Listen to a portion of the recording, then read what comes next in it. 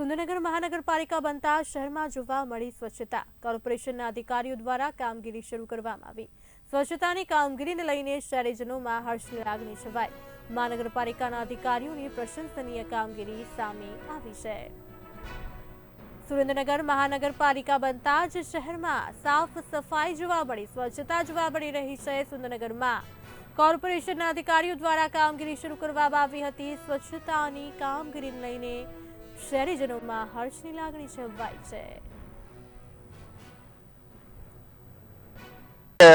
સુરેન્દ્રનગર મહાનગરપાલિકા બન્યા પછી ઈ જ ડિપાર્ટમેન્ટ, ઈ જ મશીનરી, ઈ જ લોકરશાહી હોવા છતાં પહેલા કામ નતો થતા અને અત્યારે બહુ યોગ્ય અને વ્યવસ્થિત સફાઈના દબાણના બધી કામગીરી સારી રીતે સુરેન્દ્રનગરમાં ચાલી રહી છે।